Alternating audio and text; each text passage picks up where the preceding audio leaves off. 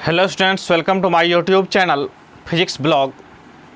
हम लोग current electricity chapter पढ़ रहे हैं, जिसके अंतर्गत आज हम लोग पढ़ेंगे ओम्स लॉ के बारे में। इससे पहले हम लोगों ने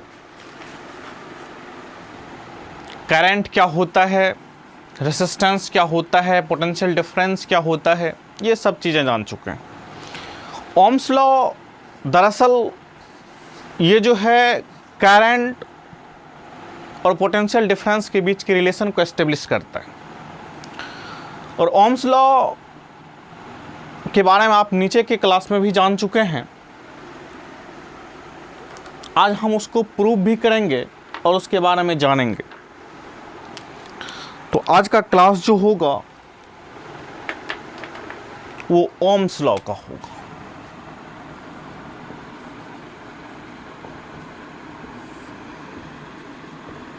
आपको जैसे कि मैंने बताया कि ओम्स लॉ करंट और पोटेंशियल के बीच के रिलेशन को एस्टेब्लिश करता है। सपोज कीजिए कोई कंडक्टर है,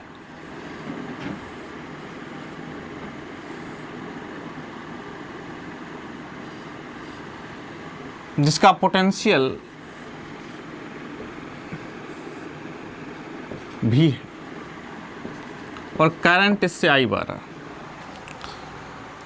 ओम्स लॉ कहना है if physical condition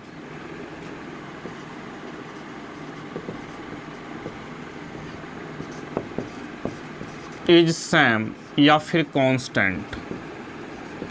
physical condition same कहने का मतलब कह सकते हैं टेम्परेचर, प्रेशर जो है, ह्यूमिडिटी, ये सारी चीज़ें।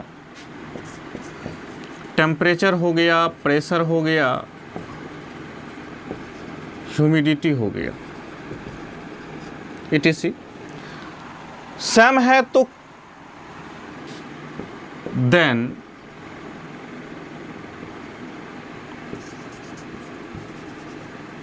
Potential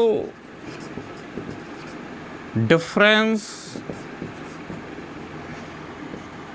between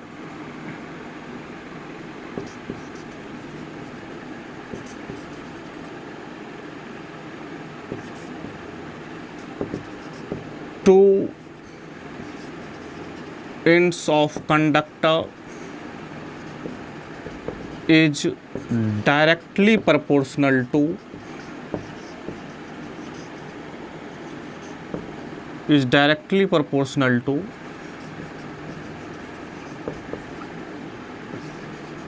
current flowing through conductor।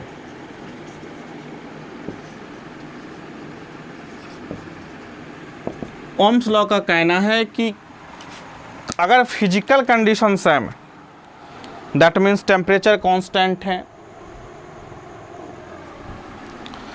Pressure constant है, तो क्या होगा, पोटेंशियल जो होगा डायरेक्टली प्रोपोर्शनल होगा किसके, करंट जो फ्लो हो रहा है उसके। यानी कि आप शॉर्ट में कह सकते हैं at constant temperature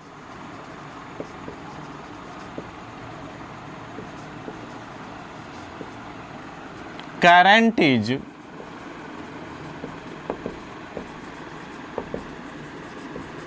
directly proportional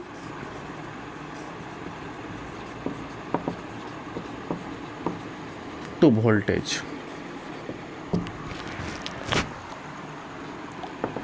that means current voltage बढ़ाइएगा तो करंट का फ्लो बढ़ेगा, लेकिन कंडीशन ये है कि जब तक क्या होगा, टेम्परेचर और प्रेशर क्या होंगे, कांस्टेंट रहेंगे, फिजिकल कंडीशन कांस्टेंट रहेगा। भी प्रोपोर्शनल टू आई कह सकते हैं। प्रोपोर्शनलिटी को जब आप तोड़िएगा तो भी is equal to R I. R क्या होगा, रेसिस्टेंस ऑफ द कंडक्टर। यही है Ohm's law, resistance of the conductor.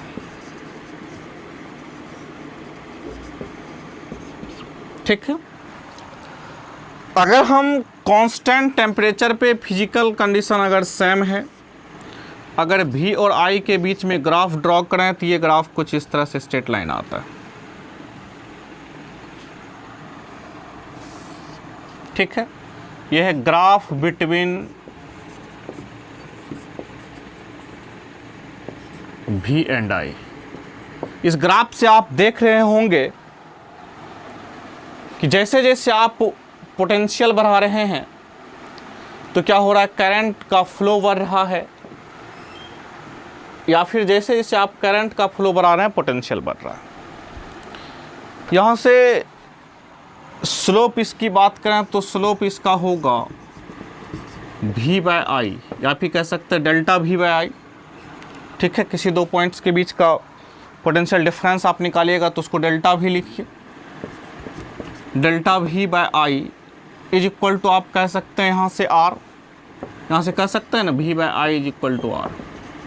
यहाँ से आप किसी दो पॉइंट्स का स्लोप निकाल सकते हैं, किसी दो पॉइंट्स के बीच का। तो ये क्या हो जाएगा, स्लोप हमेशा क्या आएगा, देखिए सेम आएगा, जो कि tan थीटा के बराबर होगा। ठीक है, तो स्लोप क्या देगा, यहाँ पे लिख सकते हैं slope of v versus I graph gives the resistance of conductor.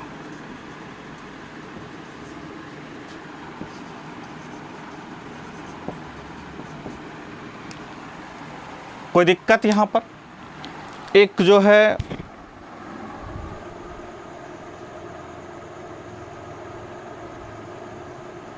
ये तमाम चीज़ें होंगी। कांस्टेंट टेम्परेचर पे जो है करंट जो है फ्लो होगा, वह क्या होगा, वोल्टेज के प्रोपोर्शनल होगा। Constant temperature that means physical condition same होना चाहिए। फिजिकल कंडीशन सेम में जो टेम्परेचर भी आता है, प्रेशर्स भी आते हैं, ह्यूमिडिटी भी आता है। तो ये तमाम चीज़ों पर क्या होता है, करंट जो है डायरेक्टली प्रोपोर्शनल होता है वोल्टेज का। अब हम इसका प्रूफ देखते हैं। आप लोगों ने जाना v proportional to I, v is equal to R I. तो इसके प्रूफ को देखते हैं, प्रूफ ऑफ ओम्स लॉ। उसके बाद हम लोग समझेंगे क्या होता है। समझ में आ रहा है? ये जो हम लोगों ने ओम्स लॉ लिखा है v is equal to R I, ये हमारा क्या है, स्केलर फॉर्म में है। ठीक है, हालांकि आप लोग अभी तक इसी फॉर्म को जानते आए होंगे आज, लेकिन इसके वेक्टर फॉर्म को भी हम लोग देखेंगे।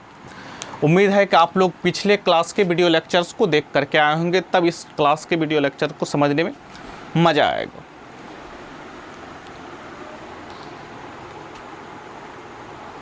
चलिए,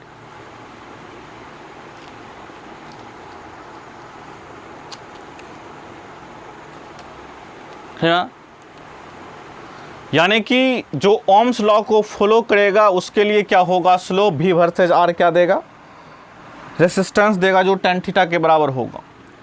कोई दिक्कत? तो आपको बता देंगे कि ये क्या है, ओमिक कंडक्टर के लिए, मतलब which conductor for ohmic conductor, that conductor which follows Ohm's law, मतलब जो ओम्स लॉ को फॉलो करेगा उसके लिए आपको ये कंडीशंस है। चलिए आगे इसके प्रूफ्स को देखते हैं। मिटा दें इसको, चलिए आगे चलते हैं।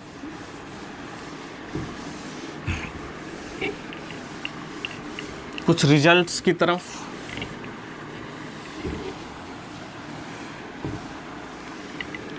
पीछे के क्लास में आप लोगों ने एक करंट और ड्रिफ्ट वेलोसिटी के बीच में रिलेशन पढ़ा था। हम वहाँ से फिर से क्लास को स्टार्ट करते हैं। I इज इक्वल टू वीना, ठीक है,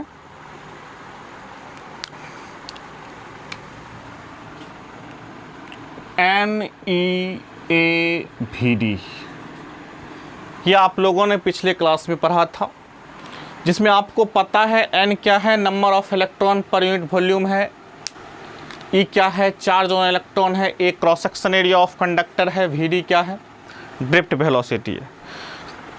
कोई दिक्कत? ये सारे फिजिकल क्वांटिटीज जो हैं, ये सारे टर्म जो हैं, ये सारे टर्म के बारे में आप पिछले क्लास में जान चुके हैं।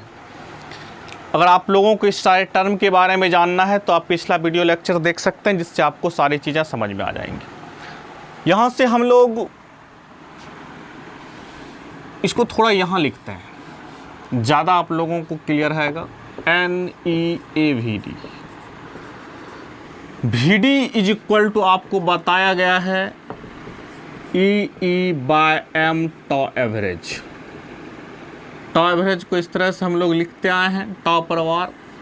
चलिए, तो यहाँ से हम लिख सकते हैं I is equal to NEA, VD को लिखेंगे EE/m टॉ पे वार, यानी कि यहाँ से हो जाएगा NE² AE टॉ एवरेज बाय m। ये चीज़ तो यहाँ पे आ गया। अब आपको बताया गया है V is equal to E into L, relation between electric field and potential. यहाँ से अगर हम E इज इक्वल टू लिखें तो V/L लिख सकते हैं।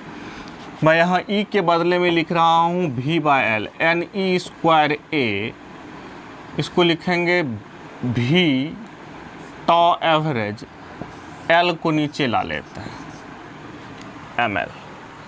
ये सारे टर्म जो हैं I is equal to R है, ठीक है।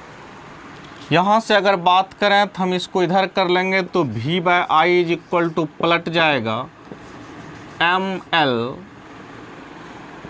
बाय NE² A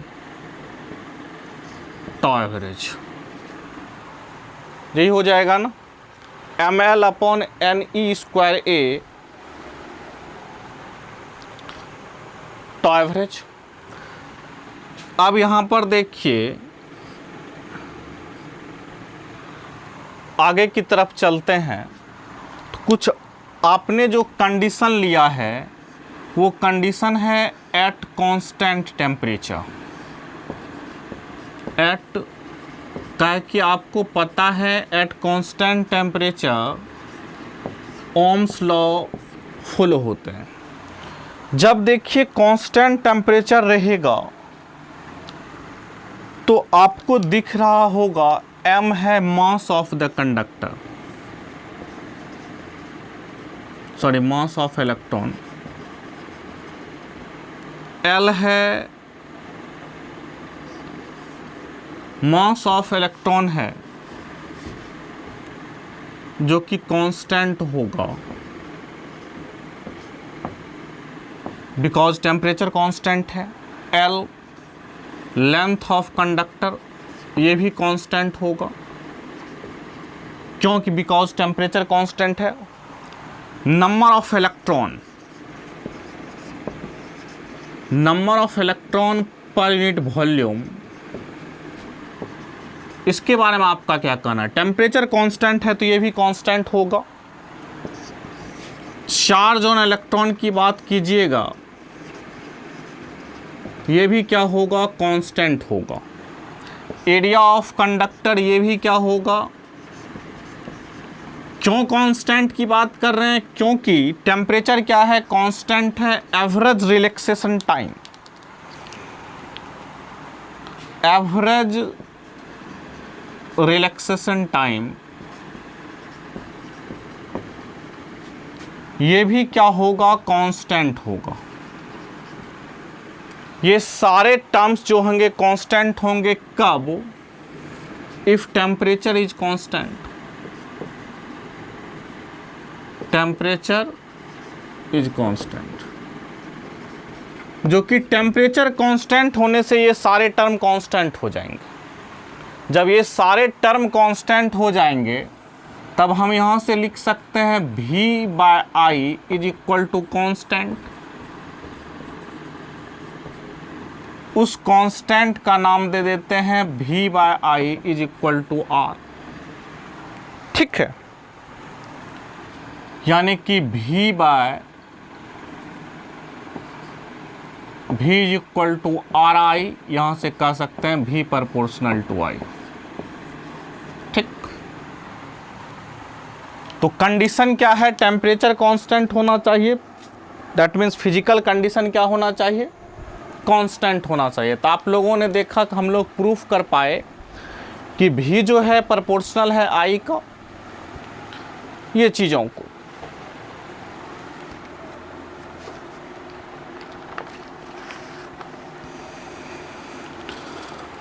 इसको आप नोट डाउन कर सकते हैं।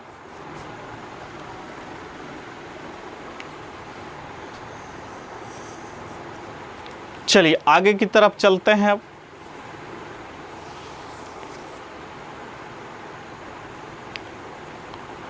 ये तो हम लोगों ने कूलम ओम्स लॉ के स्केलर फॉर्म को प्रूफ कर पाए। इस तरह से आपको एग्जाम में प्रूफ करने के लिए भी आ सकता है ओम्स लॉ। आप प्रूफ करके दिखाइए, तो आपको प्रूफ करना होगा, और यही प्रोसेस है इसके प्रूफ करने के। तो आपने समझ गया कि ये सारे टर्म्स को हम लोग पीछे के क्लास से लाए हैं, तो इसको आप लोग रिवाइज कर सकते हैं। चलिए आगे हम इस एक्सप्रेशन को बढ़ाना चाहेंगे और देखेंगे इसके वेक्टर फॉर्म को। इसको मिटा देते हैं। आप लोगों ने देखा ये सारे टर्म, ये जो बातें हो रही है सारे कांस्टेंट टेम्परेचर पे हो रहा है, उस कंडीशन में हो रहा है जिस कंडीशन में क्या है, फिजिकल क्वांटिटी, फिजिकल जो कंडीशंस हैं वो सारे कांस्टेंट हैं, वो चेंज नहीं हो रहा है। तो आपको तो ये बातें समझ में आ गई, ओम्स लॉ जो वैलिड है कांस्टेंट टेम्परेचर पे है। चलिए आगे बढ़ते हैं।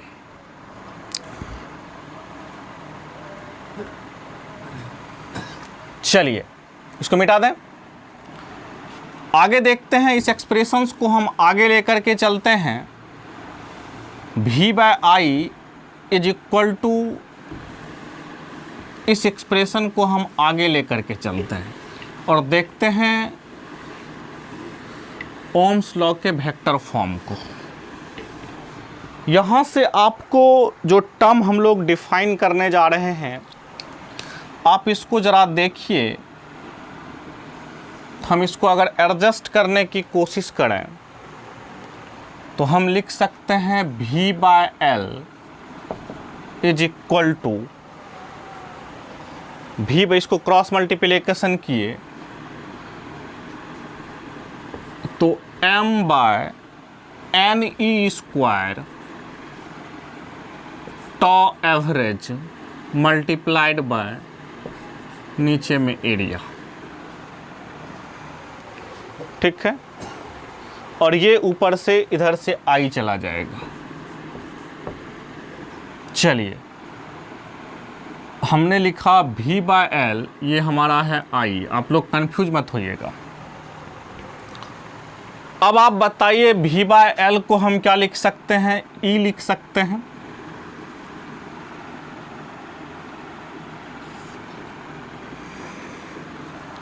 लिख सकते हैं ना। अब I बाय ए को क्या लिख सकता है? आपको बताए थे current flow perpendicularly through any cross section area. इसको J से लिखते हैं, I बाय ए हो जाएगा ना। तो यहां से हम लिखेंगे M upon n E square tau average into I by A को लिखेंगे J। अब आप बताइए M, पिछले क्लास में हम इसको भी जान चुके हैं, N E square tau average, ये किसके बराबर होता है? रो के बराबर होता है ना। ये होता है रो के बराबर, यानी कि हम लिख सकते हैं E इज इक्वल टू रो जे। अब क्योंकि इलेक्ट्रिक फील्ड का जो डायरेक्शन होता है उसी डायरेक्शन में क्या होते हैं? करंट डेंसिटी होती है। जे आपको क्या है पता है? करंट डेंसिटी है। इसके बारे में भी हम लोग अच्छे तरीके से बात कर चुके हैं पीछे के वीडियो लेक्चर में, ठीक है। ये क्या है, रेसिस्टिविटी है। रो की बात करें तो क्या है, रेसिस्टिविटी। कोई दिक्कत? अब हमने ऐसा क्यों लिख पाया इज इक्वल टू रो जे? ये सारा टर्म तो आपने देखा कांस्टेंट है, कांस्टेंट है, दैट मीन्स स्केलर क्वांटिटी है।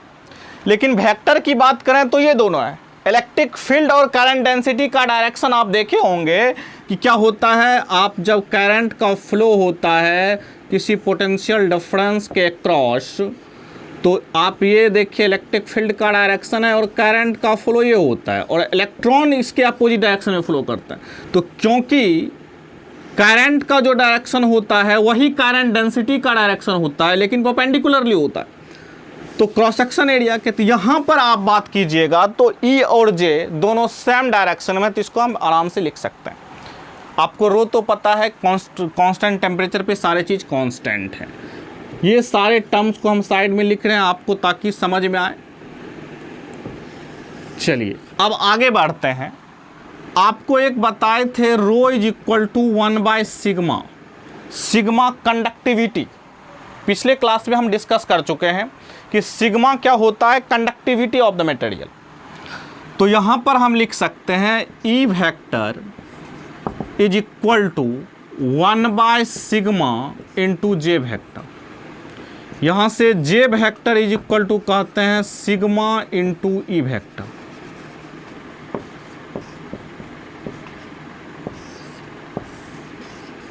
ये टर्म,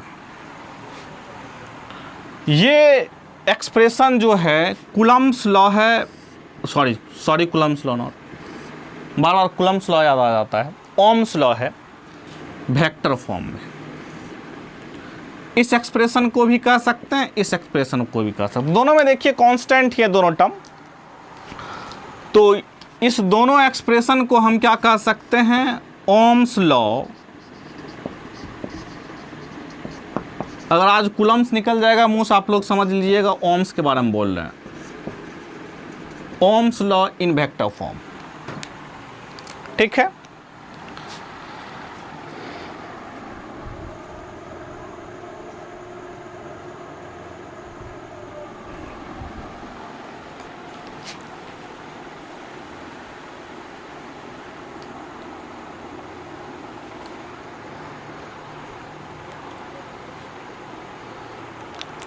ठीक है, समझ गए इसको नोट डाउन कर लीजिए।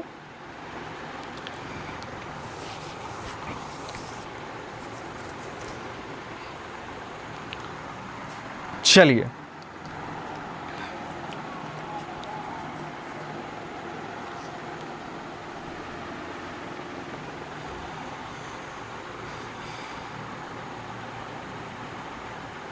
मिटा दें।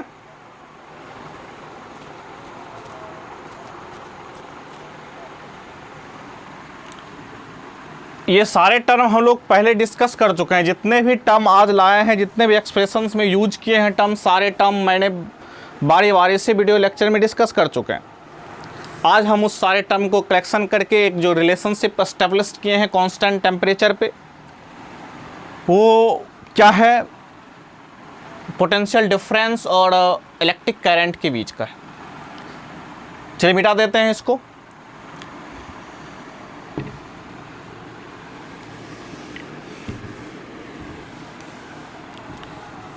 चलिए अब आपको तो समझ में आ गया होगा कि कांस्टेंट टेम्परेचर होगा, that means physical conditions constant होंगे, तो करंट जो है डायरेक्टली प्रोपोर्शनल होगा वोल्टेज का। दैट मीन्स करंट बढ़ाते जाएंगे वोल्टेज बढ़ते जाएगा, या फिर वोल्टेज बढ़ाते जाएंगे करंट बढ़ते जाएगा। लेकिन हर चीज़ की एक लिमिट होती है। आगे आप लोगों से एक्सेप्शंस पूछा जाता है ओम्स लॉ का, ओम्स लॉ की क्या एक्सेप्शंस हैं, क्या लिमिटेशंस हैं। तो सबसे पहली बात इसके लिमिटेशंस के बारे में बात कर लेते हैं। ओम्स लॉ आपको पता है कि करंट और वोल्टेज पे से रिलेटेड लॉ है। लेकिन जैसे जैसे करंट को आप किसी कंडक्टर में बढ़ाते जाइएगा तो कुछ टेम्परेचर के बाद क्या होगा, ओम्स लॉ को फॉलो करना बंद कर देगा। इसका काउज क्या है, इसको समझ लीजिए। जैसे जैसे आप करंट को बढ़ा रहे हैं किसी कंडक्टर में, तो कंडक्टर में करंट के बढ़ाने के साथ साथ उसका फिजिकल कंडीशन हाई टेम्परेचर पे जाने के बाद क्या होता है, चेंज हो जाते हैं, चेंज होने लगते हैं। दैट मीन्स कंडक्टर में जब करंट का फ्लो होता है तो टेम्परेचर मैं हाई टेम्परेचर की बात कर रहा हूँ, हाई टेम्परेचर पे वहाँ पर क्या होता है, उसका करंट के फ्लो होने से कंडक्टर हीट हो जाता है, मतलब उसमें टेम्परेचर का इंक्रीजिंग आ जाता है। लेकिन बात यहाँ पे क्या थी कि ये ओम्स लॉ का जो फॉलो होगा वह होगा कांस्टेंट टेम्परेचर पे। लेकिन जैसे जैसे करंट का फ्लो बढ़ाते जाते हैं तो क्या होता है, टेम्परेचर कंडक्टर का बढ़ जाता है, जिसके कारण ओम्स लॉ फॉलो करना बंद कर देता है। तो इसको देखते हैं कि ओम्स लॉ यानी कि ऐसा नहीं है कि वो करंट को बढ़ाते जाएंगे तो वो वोल्टेज का प्रोपोर्शनल होते रहेगा, ऐसा नहीं, ठीक है। मतलब एक फिक्स्ड कंडीशन तक, एक लिमिट तक क्या होगा, करंट को बढ़ाने के बाद ओम्स लॉ को फॉलो करेगा। चलिए आगे देखते हैं। आगे हेडिंग दीजिए limitations of Ohm's law. Limitations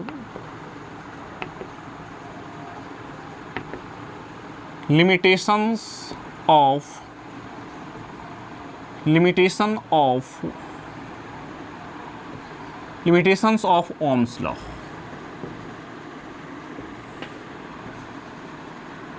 चलिए पहला तो लिमिटेशंस की बात करते हैं, तो सबसे पहले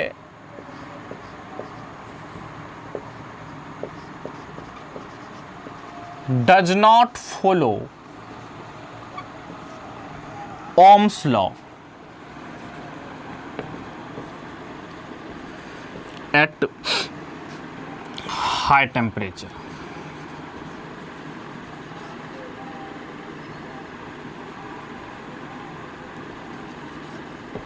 एट हाई टेम्परेचर, या फिर कह सकते हैं एट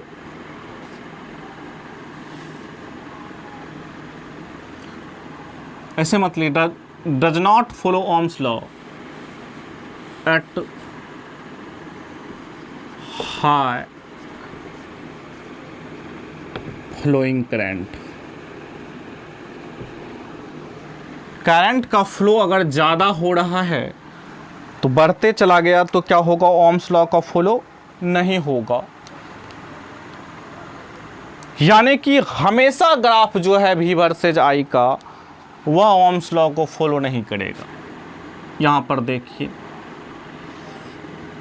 सपोज कीजिए ये ग्राफ हम खींच रहे हैं,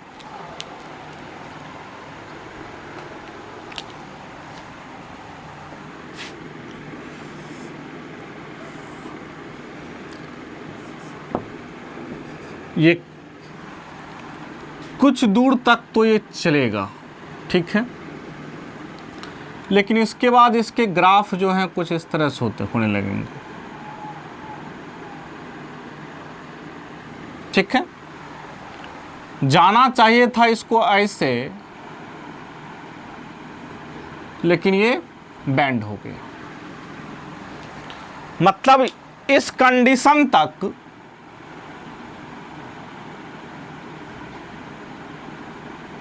तो ओम्स लॉ को फॉलो किया, यहां तक follow V versus I, that means Ohm's law. लेकिन आफ्टर देन क्या हुआ, जैसे करंट का फ्लो बढ़ गया या चेंज होने लगा, पहली बात। दूसरी बात, क्यों चेंज हुआ? तो आपको पता है करंट ज़्यादा बढ़ने के बाद वहाँ पर टेम्परेचर इंक्रीज कर गया। टेम्परेचर इंक्रीज करने से क्या होगा? V वर्सेज I के जो एक रिलेशनशिप था वह ब्रेक कर गया। ठीक है, चलिए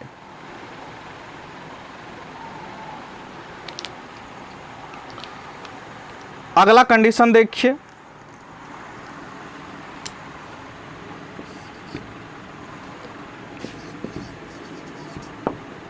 सबसे पहली बात आप ओमिक कंडक्टर समझ लीजिए, तब आगे कंडीशन की तरफ चलेंगे। ओमिक कंडक्टर, ओमिक कंडक्टर उसको कहेंगे which follows Ohm's law. Generally example की बात करें, मेटल्स जो होते हैं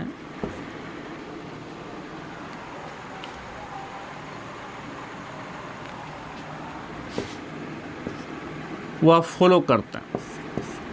ठीक है, अब लेकिन आपको जैसा कि मैंने बताया कि लॉन्ग टर्म तक आप करंट का फ्लो कीजिएगा तो ही फॉलो करना बंद कर देगा, लेकिन जब तक फॉलो करते हैं हम क्या कहते हैं उसको? Ohmic conductor.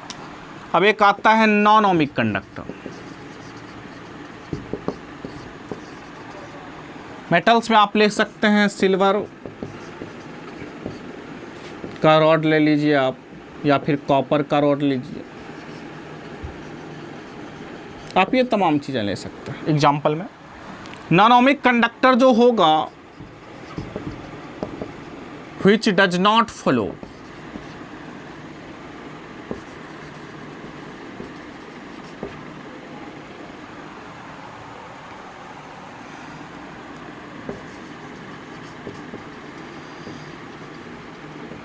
Ohm's law.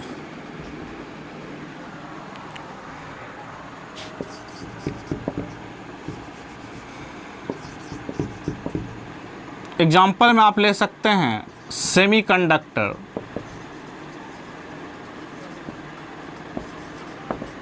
Like आप कह सकते हैं डायोड के बारे में, ट्रांजिस्टर के बारे में, etc।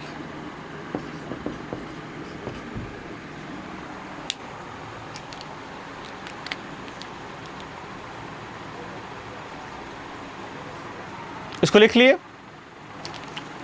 तो आप लोगों ने देखा कि जैसे जैसे हम करंट का फ्लो बढ़ाते जाएंगे क्या होगा? एक समय के बाद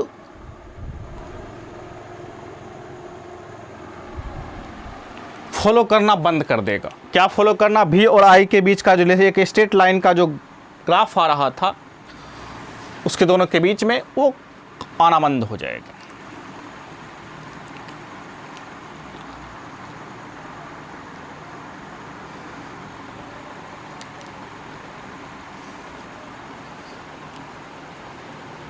ठीक है, मिटा दें इसको, आगे देखते हैं। जब आप नॉन ओमिक कंडक्टर की बात किए तो यहां पर जब आप ट्रांजिस्टर और क्या कहते हैं डायोड के बारे में जब आप V और I के बीच में ग्राफ प्लॉट कीजिएगा तो कुछ इस प्रकार का ग्राफ आएगा। हम और डायोड के लिए ग्राफ अगर खींचें तो V और I के बीच में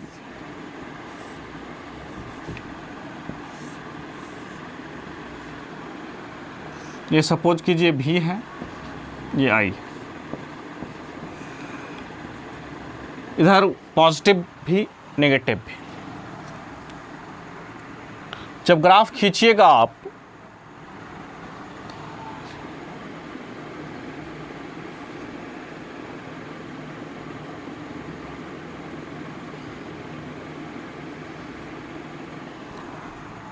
ग्राफ कुछ इस तरह से आएगा।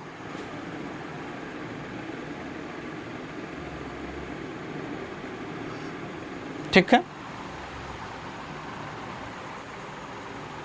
ये होगा फॉरवर्ड बायस में, मतलब जब पोटेंशियल इंक्रीज करेंगे तो ग्राफ इस तरह से आएगा, इसको कहेंगे फॉरवर्ड बायस्ड।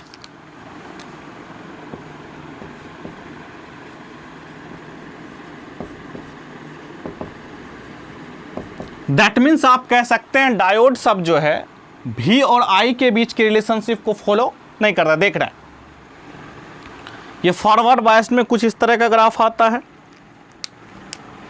बैकवर्ड बायस्ड की बात कीजिएगा, जब पोटेंशियल नेगेटिव होगा तो कुछ इस प्रकार से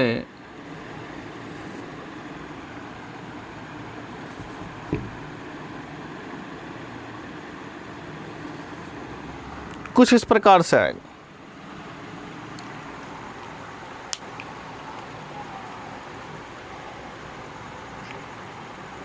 ठीक है, ऐसे कर सकते हैं।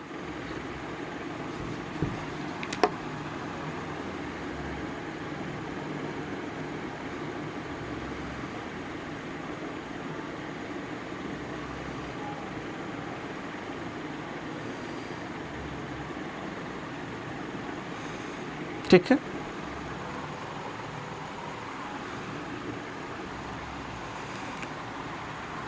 ये डायरेक्ट गिरता हुआ नहीं आएगा, कुछ इस तरह से।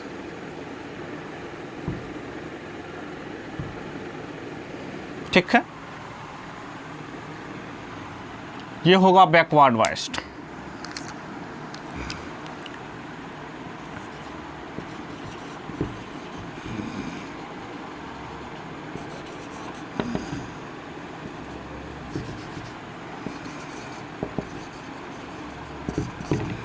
दैट मीन्स आप कह सकते हैं कि डायोड सब जो है ओम्स लॉ को फॉलो नहीं करता है। आगे चलते हैं, एक और गैसेज के बारे में क्या ख्याल है ये देख लेते हैं। मिटा दें। फॉर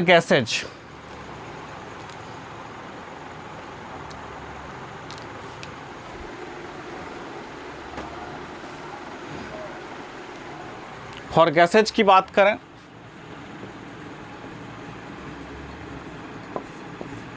गैस में होता क्या है, अगर हम V और I के बीच में ग्राफ खींचें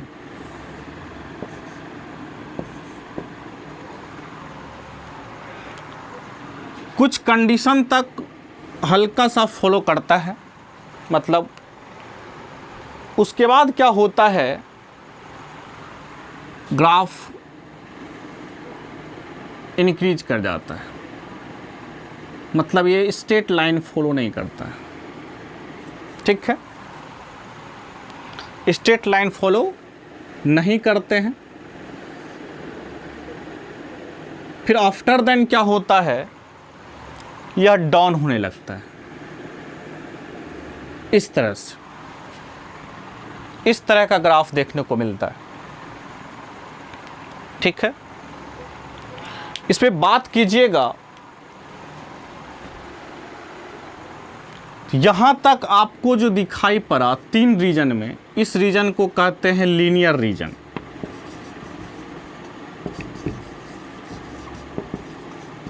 ठीक है, और यहां तक अगर आप बात कीजिएगा तो ये जो रीजन हुआ इसको कहते हैं नॉन लीनियर रीजन।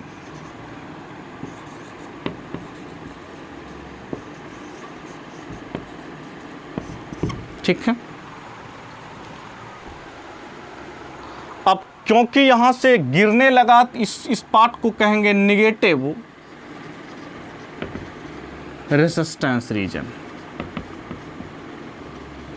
देख रहे हैं गिर रहा है नीचे की तरफ। चलिए, दैट मीन्स आपने देखा कि ओम्स लॉ परमानेंटली नहीं है। फाइनली आपको जो एज ए रिजल्ट आपके सामने आया कि ओम्स लॉ जो है टेम्परेचर के कांस्टेंट रहने पर, फिजिकल कंडीशन के कांस्टेंट रहने पर, कंडक्टर्स जो होते हैं ओम्स लॉ को फॉलो करते हैं। अगर हम on the basis of following of Ohm's law देखें तो हम मटेरियल को दो पार्ट्स में डिवाइड कर सकते हैं। एक को कहते हैं ओमिक कंडक्टर, एक को कहते हैं non ohmic conductor. Ohmic conductor वो होता है जो ओम्स लॉ को फॉलो करता है, लेकिन नॉन ओमिक कंडक्टर वो होते हैं जो ओम्स लॉ को फॉलो नहीं करते। तो आपने देखा गैसेस जो होते हैं वो ओम्स लॉ को फॉलो नहीं करते हैं। डायोड्स जो होते हैं, जितने भी सेमीकंडक्टर्स होते हैं, मैक्सिमम नहीं करते हैं। तो मेटल्स में भी आपने देखा कि जैसे जैसे आप टेम्परेचर को बढ़ाते जाइएगा, करंट को बढ़ाते जाइएगा, तो कुछ फिक्स टेम्परेचर के बाद जैसे हाई करंट हो जाएगा, हाई करंट होने के बाद क्या हो जाएगा, टेम्परेचर बढ़ जाएंगे। और टेम्परेचर जो कांस्टेंट की बात होती है, वह टेम्परेचर कांस्टेंट नहीं होंगे, तो ग्राफ जो होगा, एक जो आपको स्ट्रेट लाइन का आ रहा था ग्राफ, वो नहीं आएगा। ठीक है, तो ये सारी चीज़ें, ये सारे डिटेल्स थे ओम्स लॉ के बारे में। और आप लोगों ने कुछ बातें पीछे की क्लास में भी जाने थे। आज हम लोगों ने ओम्स लॉ के स्केलर फॉर्म को भी जाना, ओम्स लॉ के वेक्टर फॉर्म को जाना। तो हम लोगों ने करंट के अंदर